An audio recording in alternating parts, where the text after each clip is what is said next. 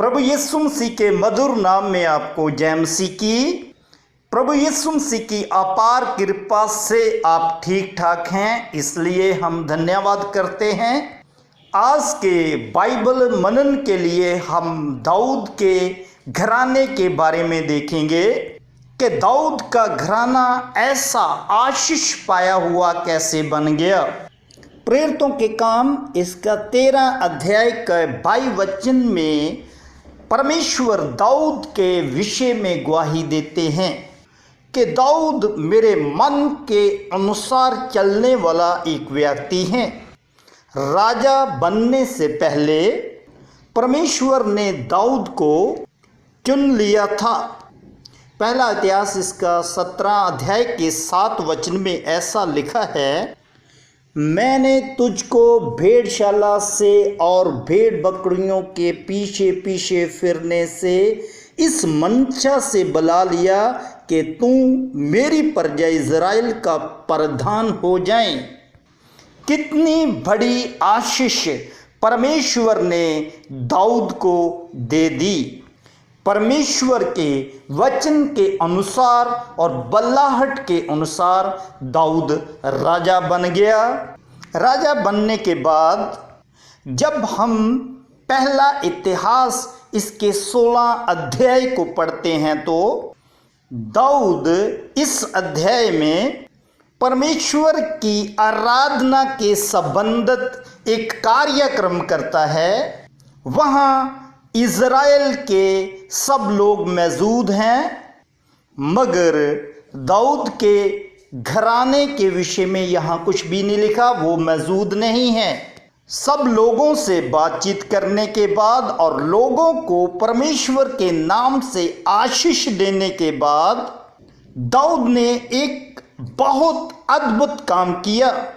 16 अध्याय के लास्ट वचन में ऐसा लिखा है, तब प्रजा के सब लोग अपने अपने घर चले गए और दाऊद अपने घराने को आशीर्वाद देने लौट गया। राजा की बड़ी पदवी को पाने के बाद भी दाऊद अपने कबीले को, अपने घर को नहीं भूला। इस बात को परमेश्वर ने देखा और इसीलिए पहले वचन में हमने बताया कि दाऊद परमेश्वर की इच्छा के अनुसार एक मनुष्य था। जब 17 अध्याय शुरू होता है, वहाँ नाथन नबी दाऊद के पास परमेश्वर के वचन को लेकर आते हैं और दाऊद उसके साथ परमेश्वर के भवन के बारे में बातचीत करते हैं। नाथन नबी परमेश्वर की इच्छा दाऊद के ऊपर प्रकट करते हैं। 17 और 11 वचन में ऐसा लिखा है, तब मैं तेरे बाद तेरे वंश को जो तेरे पुत्रों में से होगा खड़ा करके उसके राज्य को स्थिर करूँगा। और 12 वचन में, मेरे लिए एक घर वही बनाएगा और मैं उसकी राजगद्दी को सदैव स्थिर रखूँगा। यहाँ नाथन नबी मसीह के आने की भविष्यवाणी दाऊद के साथ करता है कि दाऊद के घराने से ही मसीह प्रगट होगा। इस बड़ी आशीष को और भविष्यवाणी को सुनकर दाऊद अपने घराने के लिए प्रार्थना करता है। ये प्रार्थना 16 वचन से शुरू होती है और इसका 26 और 27 वचन ऐसे कहता है, अब हे यहोवा तू ही परमेश्वर है और तूने अपने दास को यह भलाई करने का वचन दिया है और अब तूने प्रसन्न होकर अपने दास के घराने पर ऐसी आशीष दी है कि वह तेरे सम्मुख सदा बना रहे, क्योंकि हे यहोवा तू आशीष दे चुका है, इसलिए वह सदा आशीषित बना रहे। आमीन। अब हमने यहाँ देख लिया है दाऊद परमेश्वर के दोबारा चुना गया। दाऊद ने अपने घराने को अपने हृदय से बरकत दी और परमेश्वर ने उस बरकत को देखकर उसके साथ वायदे का वचन दिया और उसके घर से सदैव राज्य बना रहने के लिए मसीह की प्रगट होने की भविष्यवाणी दी। उस भविष्यवाणी को सुनकर दाऊद ने अपने घराने के लिए प्रार्थना की। अब हम आपके बारे में बात करते हैं। आप भी परमेश्वर के द्वारा प्रभु यीशु मसीह में चुने गए हो और ठहराए भी गए हो। यूहन्ना की अंजील इसका 15 अध्याय और उसके 16 वचन में ऐसा लिखा है, तुमने मुझे नहीं चुना परंतु मैंने तुम्हें चुना है और तुम्हें नियुक्त किया है कि तुम जाकर फल लाओ और तुम्हारा फल बना रहे, कि तुम मेरे नाम से जो कुछ पिता से मांगो वह तुम्हें दे। इस वचन को लेकर आप अपने जीवन को और दाऊद के जीवन को तुलना करें। दाऊद परमेश्वर का चुना हुआ होने के कारण अपने परिवार को आशीष देने के लिए लौट गया और उस बात को परमेश्वर ने पसंद किया। अब आप भी परमेश्वर के चुने हुए हो, आपके लिए भी वायदे का वचन है। आपके लिए, आपके घराने के लिए प्रेरितों के काम 11 अध्याय और इसके 14 वचन में वचन कहा गया है, वह तुमसे ऐसी बातें ही कहेगा जिनके द्वारा तू और तेरा सारा घराना उद्धार पाएगा। परमेश्वर का वचन आज आपके घराने के बारे में आपसे बात करता है।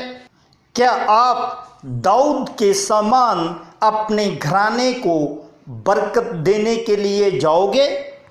क्योंकि आपको भी परमेश्वर ने आशीष का अधिकारी बनाया हुआ है।